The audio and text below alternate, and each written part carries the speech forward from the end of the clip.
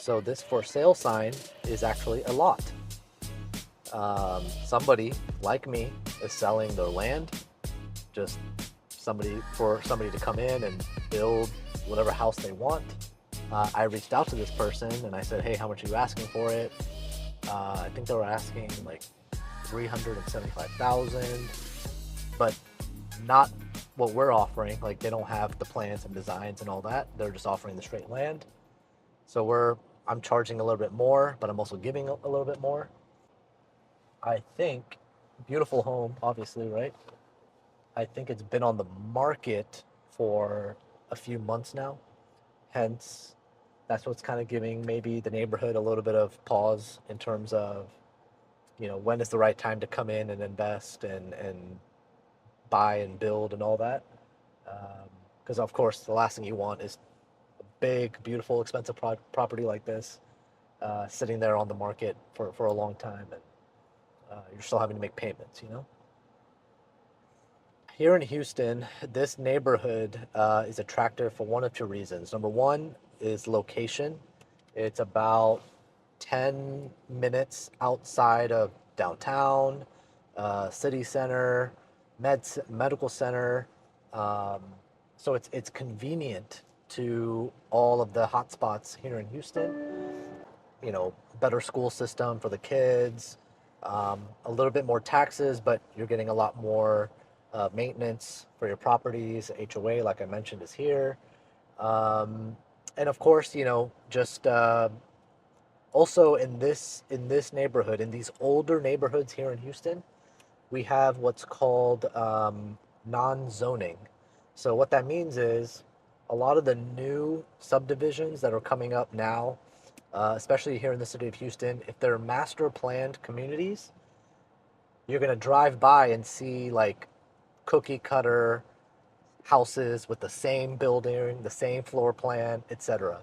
In these older neighborhoods that are grandfathered into the city code, you can buy your own lot and you can build your own home to your own liking, no matter what you want.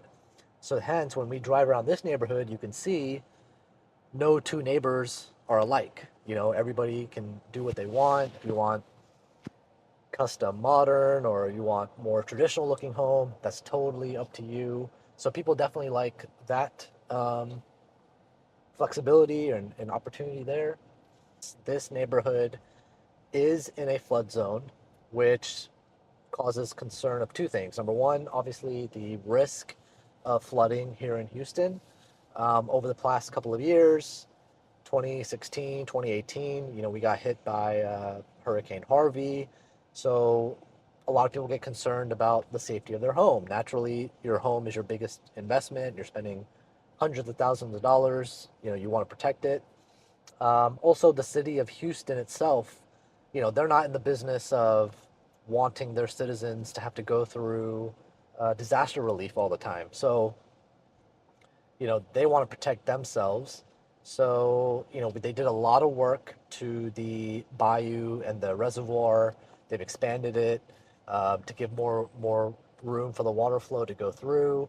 So, I would say confidently that every year, the houses like this in this neighborhood, the chances and the likelihood of flooding, they go down a little bit year by year by year. The city system gets better, the construction gets better. You can see all of these new homes are elevated, they're off the ground. So even if we do have some water collection, it's not getting inside the house the way that these houses are being built now. Um, Other than that, like kind of going back to the location and the affluent neighborhood, the value is here, right? You've got these older homes that are maybe from the 1970s, 1980s that still hold really, really good value.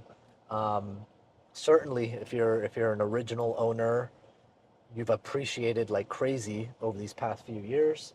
Um, but then for the new people coming in, if you buy your lot and you build a house like this for your family, and you live here for the next 5, 10, 15 years, whatever it is, the value of the property will go up. So yes, you'll spend a lot of money acquiring the land and building it, But the moment you're done building it, you'll walk into your home with a lot of equity and a lot of a good cost basis as your investment.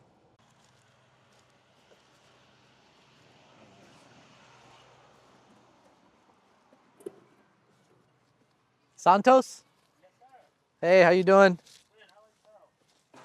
Could be better. Working in the heat, man. How are you? Nice to meet you, man. Fahad. So What do we got?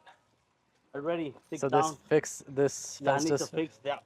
okay. But I'll remove it out right now because Okay, so you're gonna I'm gonna fix that. just this. Just this. Okay. I'm gonna try to use some, but not all of it, Okay.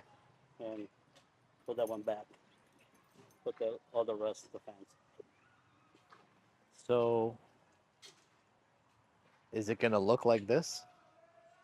But I mean, it's going to look the same. It's gonna look the same. Yeah. Okay. The stumps, Or like those, we need to grind it.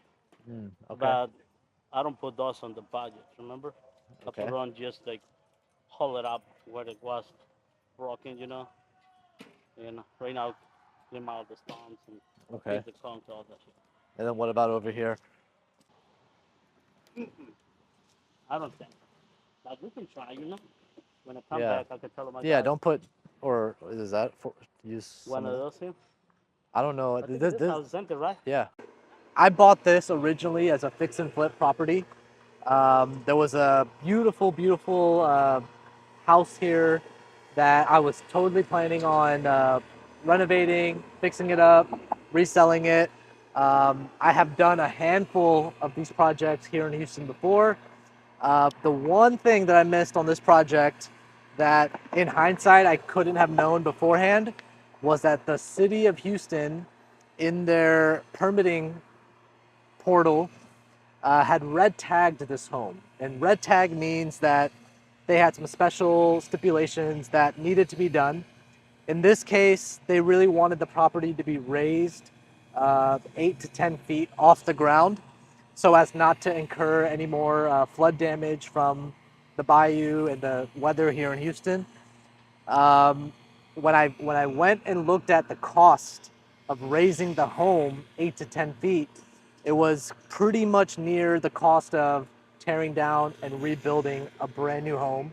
So in that case, what we chose to do was to demo the house, clear the lot here, and make way for us to build a new high-end luxury custom home, which in this neighborhood, as you can see, looking around at the neighbors, we've got sales comps of anywhere from 1.5 to $2 million, and makes it a much, much more larger and profitable endeavor other than fixing and flipping. But of course, it comes with having to do more work, a longer time frame, and having to put more resources into the project as well. So the reason that we're out here today and you see these guys clearing the land is a couple of weeks ago we had Hurricane Beryl here in Houston. It knocked over some of the trees, which then broke the fence of our neighbors. That's the other thing. When you're in these neighborhoods, you have to be a good neighbor to your neighbors. The HOA is always out on the lookout, trying to preserve the community, which is a good thing. But then it creates more headache for us lot owners.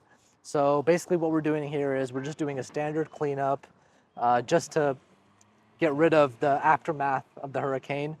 Um, Otherwise, the lot is ready to go. All we got to do is maintain it every month or so to keep it clean and looking good. And the next steps on this property are two things. We're having design and plans done. We're resubmitting to the city for permitting to build a new, I think it's a 5,000 square foot home that's going to be beautiful. That's option one. Option two is if somebody or another developer or another home builder wants to come and buy this lot off of me with the plans and designs, that is a conversation I would happily have. And it would still make for a good investment. I would still do well selling the land, selling the property. I wouldn't make as much as if I built the home, but again, going back to, I would save a year of time of having to build a house. I would save the hundreds of thousands of dollars that it would cost to build, and also the risk as well is next year we don't know where the market's going to be. So if we have a $2 million house sitting here, will it sell? Will it not sell? What are we going to get for it? Those are always question marks in this market as well. So for right now, this is the project that we have. What I love about real estate is that it allows us to pivot. It allows us to change strategies and still do well. You know, there's still multiple exits is what we call it. So just like that.